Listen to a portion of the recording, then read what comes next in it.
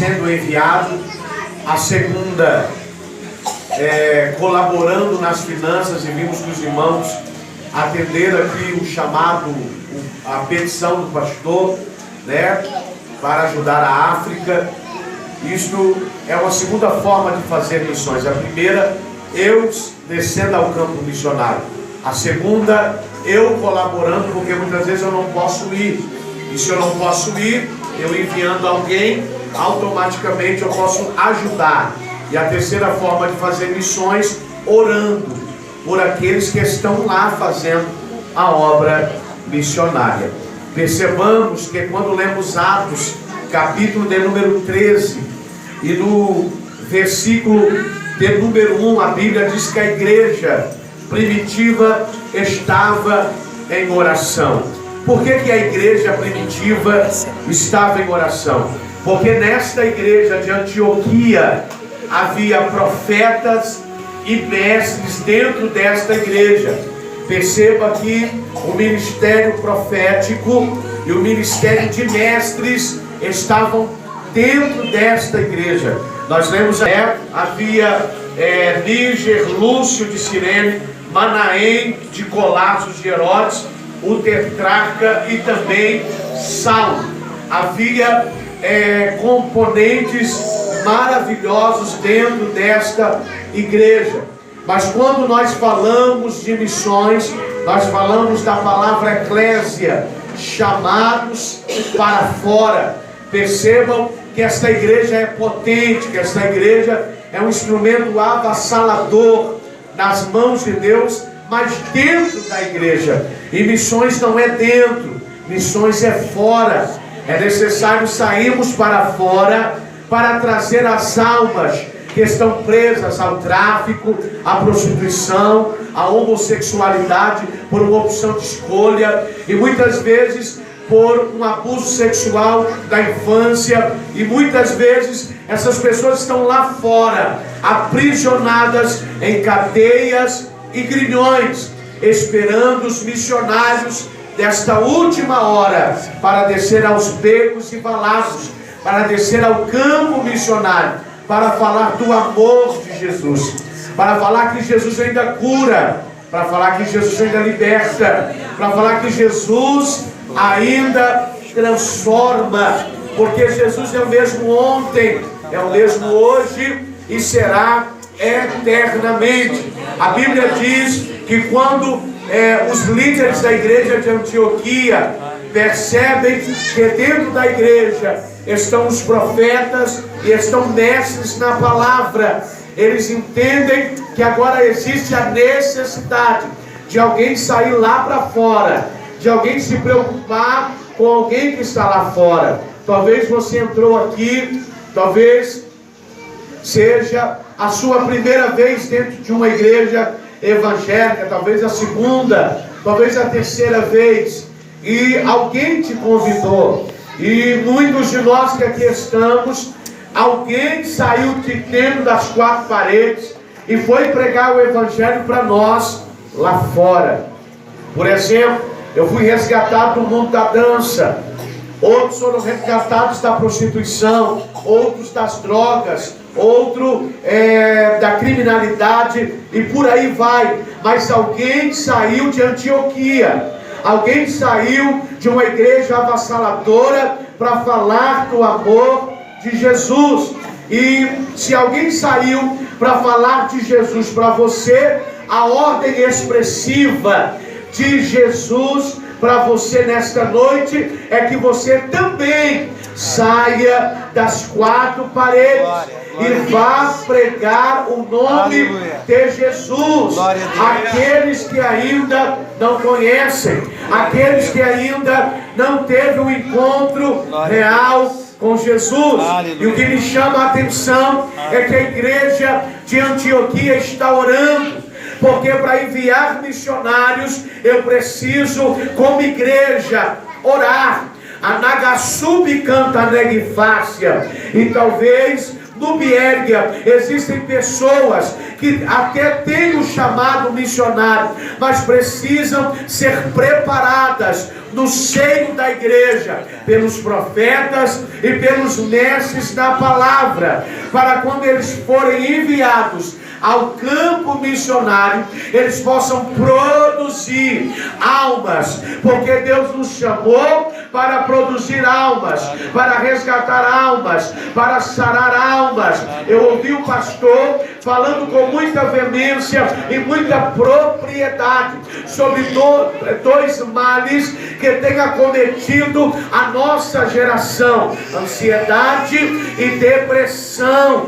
E muitas vezes nós vemos pessoas colocando uma viseira sobre os olhos e derrame-na-súria e não conseguindo compreender que estas enfermidades ou esses males que sobrevêm sobre esta geração são doenças da alma. Eu sou de uma época que muitas vezes o adversário, quando queria aprisionar alguém, tinha suas formas de aprisionar, mas nós vemos que nesse tempo presente o adversário tem lutado contra as emoções. Por quê? Porque o diabo sabe que você mal emocionalmente, você não produz no casamento, você não produz no setor profissional. E é por isso que missionário precisa aprender a sentar para ouvir a alma, para ouvir quem está mal, para ouvir quem quer tirar a própria vida, para ouvir quem está fazendo automutilação no próprio corpo. Vai até. E quando você entende isso, você começa a entender o seu papel de importância dentro da igreja de Antioquia, mas começa a entender que você também tem importância para aqueles que estão lá fora e que precisam de um abraço, precisa de um encorajamento, precisa de uma direção para que você possa chegar aonde o Senhor quer que você chegue para fazer missões. Oh, aleluia.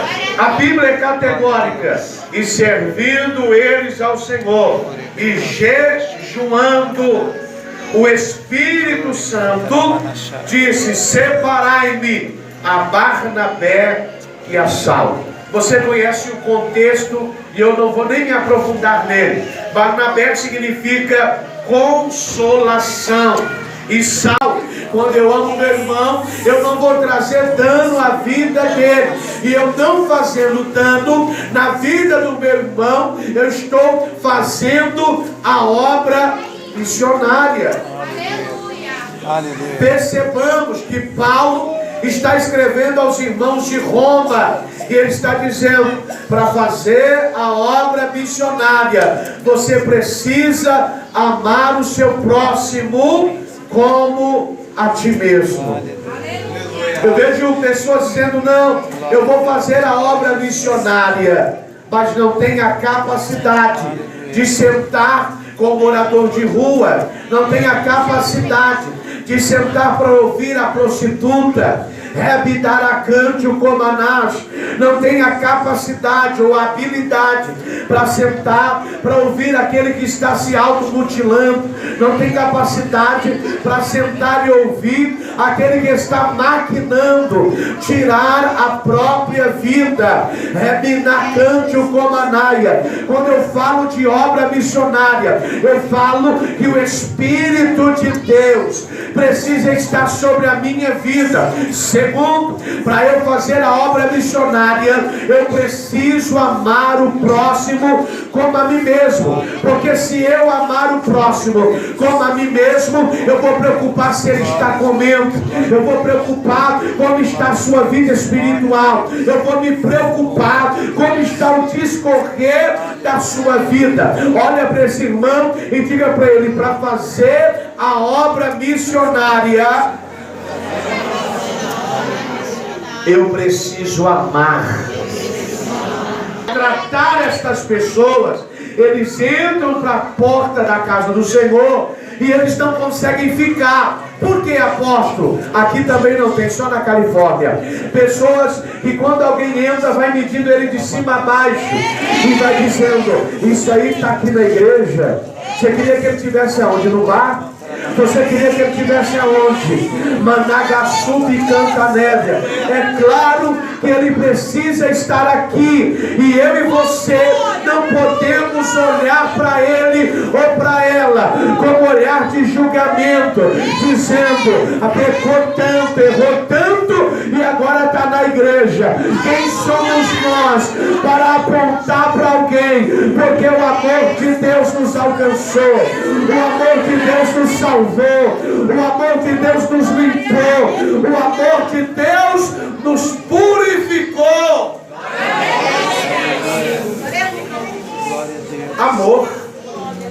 Amor ao próximo. Tanto Barnabé como Saulo foram preparados para depois serem enviados. Tem gente que diz assim: eu quero fazer missões, não tem preparo nenhum, vai ir para o campo e vai morrer lá. Porque vai começar a entrar em uma batalha espiritual. E a igreja precisa cobrir os missionários. Quando o missionário desce, a igreja precisa estar em oração, dizendo: usa o missionário, usa a missionária, que eles voltem com as almas, que eles tenham sucesso nas visitas, que eles tenham sucesso no evangelismo, que eles tenham sucesso no culto evangelístico, que eles tenham sucesso no culto no lar. Ramado Kinarasawa, a igreja precisa continuar orando para que as almas sejam alcançadas pelos missionários que renunciaram à casa, que renunciaram ao conforto, que renunciaram à família, que renunciaram o seu estado natural, a sua cidade natural, para ir para uma cidade na qual, ou um estado, ou um país no qual Deus o enviara para ganhar almas. Aleluia. Aleluia. Glória a Jesus. Aí Paulo está escrevendo aos Romanos e dizendo: Glória olha, a Jesus. eu tive um companheiro por nome de Barnabé, e antes de nós sermos enviados, a igreja tinha uma corrente profética. Eu não estou falando daqueles profetas que só profetiza quando vê alguém chorando. Não. Eu estou falando de profeta que sente o que Deus sente, que fala o que Deus fala, que entrega o que Deus manda. Amana canta na bacia, demanto de comodória. Eu estou falando da corrente profética, que quando Deus fala, o profeta abre a boca e fala o que Deus manda. Mas também estou falando dos mestres dentro da igreja, de gente que Deus deu sabedoria, de gente que estudou e Deus deu entendimento, deu inteligência para esmiuçar o texto bíblico e ensinar, e e dizer às vidas que precisam conhecer Jesus por meio do discipulado. Enquanto esta igreja prepara Barnabé e Saulo, e quando eles descem, eles estão prontos para ver alguém pedir comida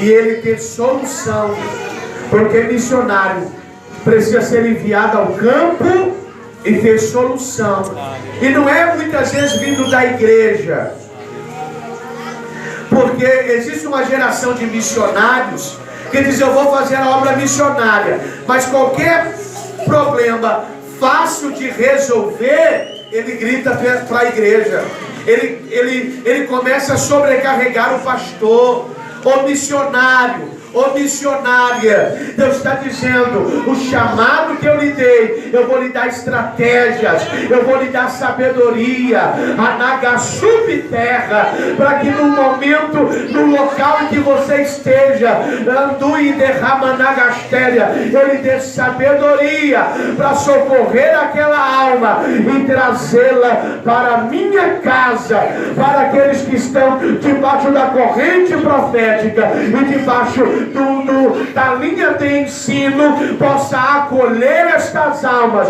Mas vai ter momento que você vai descer ao campo missionário, que você vai ter situações que você vai ter que ser instrumento para socorrer vidas que estão passando necessidade. Aleluia. Aleluia. Aí Paulo está dizendo: quer fazer missões? Você precisa amar. Porque quando eu amo o meu próximo, eu não vou intentar o mal contra ele.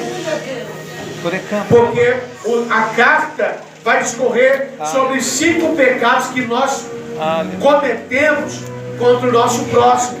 Versículo 9: não adulterarás. Quando alguém adultera, ele está pecando contra a vida do seu próprio irmão. É verdade. Se eu amo o próximo, se eu amo meu irmão, eu vou lutar para cumprir esse mandamento: não adulterarás. Segundo, não matarás. Terceiro, não furtarás. Quarto, não cobiçarás.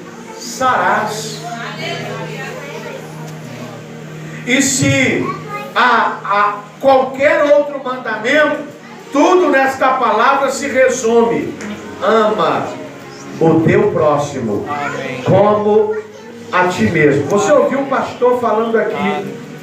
Eu vim pregar aqui. Eu comecei a pregar em Apucarana a partir de 2005. Eu cheguei aqui, eu pesava 57 quilos. Hoje o tempo me deixou mais belo. Oh, glória. Mas eu cheguei aqui pesando 57 quilos. Pela vida de busca e de entrega que tínhamos em Belo Horizonte. E percebam que quando eu cheguei aqui pela fé. E o que o pastor falou, isso é sensibilidade de quem está no campo missionário. Ele ouviu a voz do Senhor dizendo para ele: olha, dê a ele um sapato. Talvez para alguém é algo tão simples, vou fazer isso. E talvez Deus está falando com você, dentro da sua casa, para fazer coisas tão pequenas, para socorrer o seu próximo. E você diz: não, isso não foi Deus que falou, não. Posso pegar um? Alguns, de forma sem entendimento, quando Deus fala, diz: acho que isso aí foi o capeta. Não é o capeta, é Deus que está te impulsionando a assistir alguém de uma forma mais próxima, de uma forma mais cuidadosa, porque esta pessoa que muitas vezes está aí do seu lado se demonstra ser tão forte, mas nos bastidores é tão frágil, precisa ser abraçada, precisa ser cuidada, precisa ser orientada. Mas se eu amo a mim mesmo, eu vou fazer. Agora, se eu não amo a mim mesmo, eu vou ter dificuldades de execução. Olha para esse irmão e diga: você precisa se amar em primeiro lugar. Diga para ele: quando você ama a si próprio, você vai se preocupar com o próximo. Aí, irmãos, eu vejo espírita, eu vejo outras religiões que se preocupam com o próximo, porque o irmão leu o texto de 2 Coríntios 9:6, porque eles entenderam que tudo aquilo que eles plantam, eles vão colher. Quando você faz a obra missionária, semeando na vida de quem precisa lá no campo, de gente que precisa ser cuidada, assistida por você, aí você diz: não, o irmão está ligando de novo, o irmão está mandando mensagem de novo, é porque precisa de você. Aí Paulo discorre. Por quê? Porque o que está acontecendo no nosso tempo? Quem quer ouvir, diga glória a Deus. Glória a Deus. Existe um sono tomando o campo missionário. Existe um sono espiritual tomando o campo missionário. A gente vê com muita raridade hoje culto ao ar livre. A gente vê hoje com muita raridade evangelistas, mulheres, entrando em hospitais, em presídios, em penitenciárias. Eu lembro uma certa feita que nós fazemos um programa de 15 minutos no canal 38. E os presídios da região passaram a ser evangelizados pelo programa de televisão. Então existem muitas coisas para você fazer no campo missionário. É verdade, Senhor. E por que as pessoas não querem fazer missões? Porque missões não dá lucro. Vou falar, irmão. É verdade. Missões não dá nome. Missões não traz holofote. Porque o que eu dou com a minha mão direita, a minha mão esquerda não pode saber. Não, eu vim abençoar você aqui. Não tem comida? Eu trouxe aqui. Vamos tirar uma foto? Não, isso não é missões. O que eu dou com a minha mão direita, a minha mão esquerda não pode saber.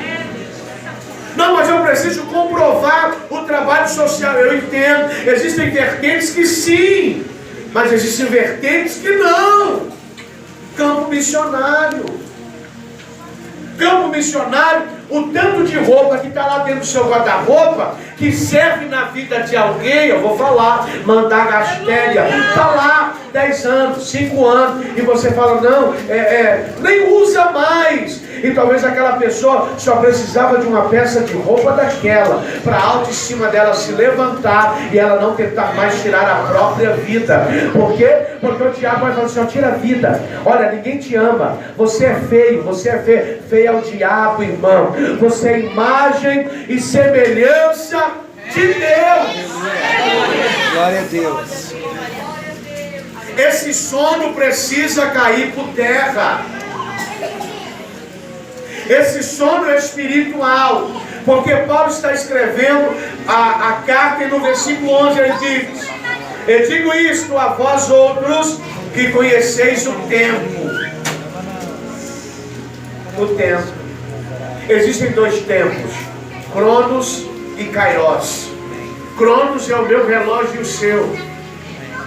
Kairos não, o tempo de Deus. Aleluia. O problema é que existem muitos missionários ou aqueles que foram chamados que não suportam esperar o tempo de Deus. Vou no meu tempo, vai se machucar. Vou no meu tempo, vai se quebrar. Vou no meu tempo, vai falar o que não deve falar. Vou no meu tempo, ao invés de ganhar almas, vai espalhar.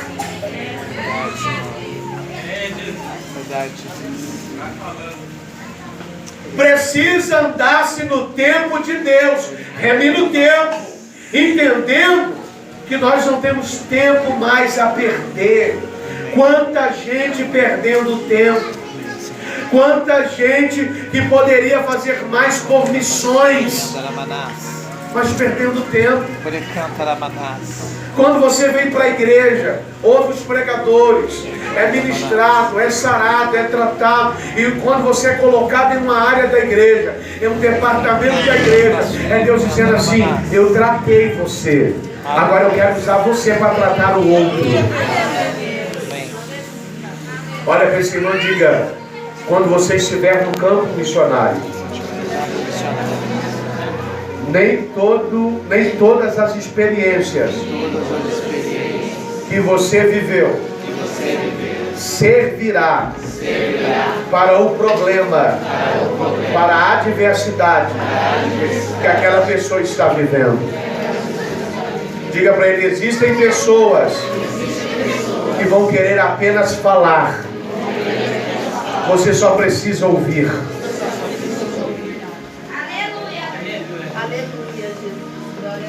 Aí existe uma segunda classe de missionários, aqueles que ouvem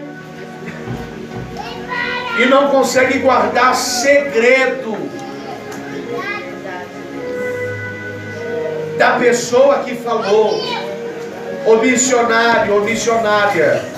Aquela pessoa, quando abriu o coração para você, ela está confiando inteiramente em você. Você não pode sair dali e contar para o seu amigo, porque o seu amigo vai contar para o amigo dele, e o amigo dele vai contar para o amigo de não sei mais quem, e aí a credibilidade que você tinha é quebrada. Se aquela pessoa procurou você no campo, na missionária ou dentro da igreja, Deus está dizendo, é porque confiou em você. Aí, Paulo está dizendo, vocês conhecem o tempo. Por que Paulo está dizendo isso aos romanos? Ele está dizendo por aqueles que sabem que Jesus vai voltar. Ele está dizendo, vocês conhecem o tempo, vocês sabem que o tempo está próximo. Aí eu vejo uma geração, aqui não tem, só na Califórnia, aquela geração que ama dar desculpa para Deus, ama procrastinar. Aquilo que é para fazer hoje, ele fala, amanhã eu faço, quarta eu faço, sexta eu faço, mês que vem eu faço. Passa 1, 2, 3, 4, 5 anos e ele não fez nada. Por quê? Porque ele foi procrastinando, ele foi deixando para amanhã. Aquilo que é para você fazer hoje, não é para você deixar para amanhã. Almas não esperam para amanhã. Tem gente gritando do seu lado, e muitas vezes não fala, não expressa. É verdade. Porque existem pessoas que não vão falar, mas um comportamento diferente seu pode mudar aquela vida. Um abraço, porque um abraço tem poder de cura. Quando você abraça alguém, não é aquele abraço, porque tem gente que vai abraçar, não consegue nem abraçar os outros, não é? Não é assim? Não, se eu abraçar, o que vão falar de mim? Irmão, esquece disso. Se você abraçar, vão falar. Se você não abraçar, vai falar. Então abraça. Porque o abraço tem poder de cura. E quando você abraça na bacomina séria, vai ter cura. Talvez aquela pessoa naquele dia só precisava do abraço. Mais nada. Ela não precisava nem, não queria nem falar. Ela só precisava ser abraçada. Eu me lembro que quando eu perdi o meu filho, dia 28 de dezembro, acometido de um câncer, e eu sou grato a Deus por essa igreja que orou pela vida dele em vida, pela nossa vida. Eu me lembro que quando os céus resolveu recolhê-lo em Belo Horizonte, eu fui abraçado por muitas pessoas, cuidado por muitas pessoas, porque isso é obra missionária. Mas antes dele morrer, ele dizia para mim, pai, eu não quero ver o Senhor chorar. O Senhor é a minha referência, o Senhor é a minha base. Pai, eu não quero que o Senhor abra a mão da obra, eu quero que o Senhor avance, porque o Senhor Deus é contigo. E quando você está no processo, você não entende por que está passando por aquilo. Mas quando acaba o processo, você vai entender o que Deus queria. Talvez você está aqui passando por um processo, e Deus só está te preparando para te enviar para uma localidade para ganhar almas. Talvez eu estou falando com gente aqui, o Senhor já mudou o sermão. Talvez eu estou falando com gente aqui que está passando prova, está passando estreito, e é o céu dizendo, você vai fazer ou você quer que eu te meta na cama?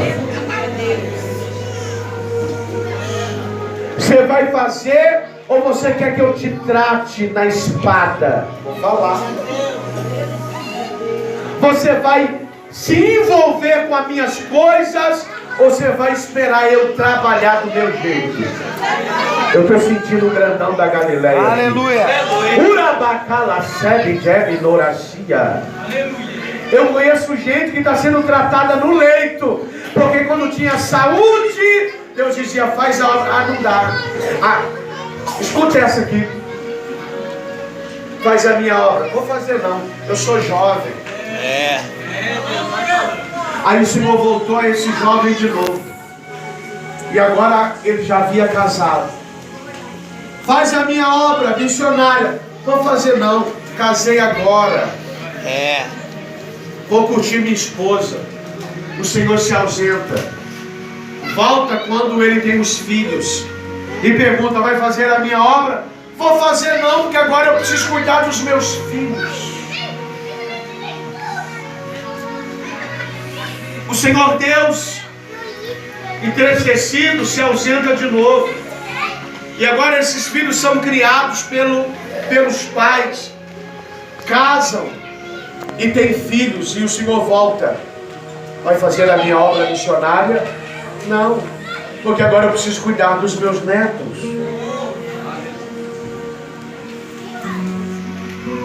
O Senhor não volta mais, aquela pessoa parte. Melhor, o Senhor volta pela última vez e diz para aquela pessoa: eu tenho te chamado desde a sua mocidade, e pelo seu não posicionamento, mais de 1 milhão de almas, meu Deus, se perderam. Meu Deus. Isso é para você refletir. Existem almas clamando por socorro. Se você gosta de vir para a igreja e a moça não gosta de vir para a igreja, vou falar. Já é julgo desigual dentro da igreja. Eu me lembro que quando eu fui casar, a bicha tinha apenas 16 anos de idade, e aos 17 anos a mãe dela foi assinar para me casar. Eu disse para ela, vai andar comigo mesmo, eu sou doidona. Minha mãe, ainda viva, dizia dele, você vai matar essa menina. Eu digo, ela casou comigo, tem que aguentar o pique. Sobe monte, desce monte, sobe monte, desce monte. Ele perde uma perna amputada. Aí faz cirurgia no pulmão. Não resolve. Aí vai para Belo Horizonte, dentro de um consenso nosso familiar. Vai para lá, mas convicto que vai partir. E nós convictos que o céu a qualquer hora poderiam chamar. E nesse processo eu entendi que existem muitas pessoas que estão lá fora e que saíram daqui de dentro, da casa do Senhor, de uma forma universal, porque sofreram uma ruptura, tiveram uma perda, uma decepção e se frustraram com o próprio Deus. Eu entendi o processo. Nós entendemos que Deus estava na direção, mas nem todo mundo tem a nossa estrutura. Tem gente que perde, culpa Deus. Tem gente que alguém não é curado e ele vai culpar Deus. Se Deus fizer, Ele é Deus. Se Ele não fizer, vai continuar sendo Deus. E quando você entende isso, você vai assistir o canceroso, você vai assistir o aidético, você vai entrar nos hospitais, porque o hospital vai te fazer humano. Eu conheço muito crente, muito espiritual, mas não tem lado humano. Não adianta eu ser espiritual até o extremo, se eu não tiver o meu lado humano. É verdade. E quando você entra nos hospitais para falar de Jesus, você vê gente dizendo assim, se Ele me desse mais uma oportunidade para levantar dessa cama, desse leito, eu faria o que eu nunca fiz. Eu realizaria o que eu nunca realizei. Só que muita gente o Senhor dá oportunidade. Mas tem muita gente que o céu não permite. Então não perca tempo. Eu começo a finalizar. Não durma o sono da indolência. Não durma o sono espiritual. Existem pessoas presas a seitas espirituais. Existem pessoas presas ao crack, à cocaína, ao êxtase, à maconha. Existem pessoas presas ao homossexualismo. Existem pessoas presas em submundos. E que nós somos um instrumento missionário que Deus vai usar. Deus quer usar você. Apóstolo, eu não fui sarado. Fica tranquilo, Ele vai sarar você. Porque aonde você foi ferido, Deus vai curar você para sarar outros. Amém. Paulo foi preparado. Se você quer fazer a obra missionária, você precisa passar por preparação. Pastor Edivaldo, eu quero fazer a obra. Ele vai te preparar. Eu termino contando para você 2 experiências missionárias.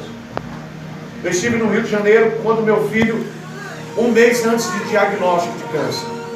Eu fiquei 21 dias no Rio de Janeiro fazendo a obra missionária. Hospedado na Ilha do Governador e pregando em várias localidades do Rio. E uma certa feita aqui no Paraná, 2 horas, 5 horas da manhã, eu ando tranquilamente, muitas vezes com o vidro do carro aberto, e eu fui para uma vigília em Queimados, do Rio de Janeiro, e cheguei 2 da manhã, eu estava hospedado na Ilha do Governador, dentro da comunidade, mas eu não fui de carro, eu fui de ônibus, então lá eu tinha que me locomover, ou de ônibus, ou de BRT, ou de Uber, ou de perua, como eles dizem lá. E eu fui para a vigília, os irmãos me levaram em Queimados e nós voltamos de madrugada. Só que os irmãos me deixaram na rodovia e eu entrei para dentro da comunidade. Quando eu entro para dentro da comunidade, uma criança de 12 anos de idade, com um rádio, gerenciando a boca de fogo. Naquele dia eu estava sem Bíblia, estava com a Bíblia no celular. E aí eu indo para o local onde eu estava hospedado, orar e descansar. Os metros ele grita: ô pastor! Eu não estava vestido como pastor. Eu não estava de Bíblia. Como ele sabia que eu era pastor? E ele grita às 2 e pouco da manhã: ô pastor! E aí eu comecei a tremer. Porque é automático. As trevas presentes naquele ambiente tentaram impulsionar o medo dentro do meu coração. Eu digo: não, aqui não. Em nome de Jesus, cai de terra. E eu virei e disse: pois não. E ele disse: eu preciso que o Senhor ore por mim. Eu digo: então põe as armas no chão, porque eu vou orar. Oramos, voltamos para a nossa localidade. Aquela criança de apenas 12 anos informava os cabeças no tráfico: fulano entrou, nunca vimos ele aqui, está hospedado pela pastora Geni, e ele entra e sai, deve ser pastor. Mas no discorrer dos dias, eles passaram a ver eu fazendo alguns cultos dentro da comunidade, andar na comunidade, tiro comendo e nós falando do amor de Jesus. Aleluia. Aí eu vou no Complexo da Maré, lá não entra polícia, lá não entra Uber, lá não entra táxi, e quem entrar de carro tem que entrar com os vidros baixos e com o farol abaixado, porque senão vai morrer. E quando eu entro com um diácono que havia saído do tráfico e do comando vermelho, nós entramos e ele disse: aqui fica tranquilo, porque todo mundo me conhece, você só me segue. Quando eu vou entrando para dentro da comunidade, eu vejo uma mesa que eu não sei te explicar o tamanho, porque o tamanho dessa igreja é pequeno, pelo tamanho que é. Armas, drogas. E eu avistei de longe um fuzil israelense. E eu me assustei e digo: Senhor, eles têm mais poder de fogo do que a polícia. E um drone andando, voando. Passei, falamos de Jesus e retornamos. Me levaram para um culto na laje. E quando eu estou ministrando o culto na laje, vai entrando alguém pela porta. E o Senhor diz para mim, diga para ele que eu estou fechando a sepultura hoje. Mas ele precisa parar de ser aviãozinho no tráfego. Aí eu comecei a tremer de novo. Eu digo, Jesus, se eu entregar isso e o cabeça me mandar matar aqui,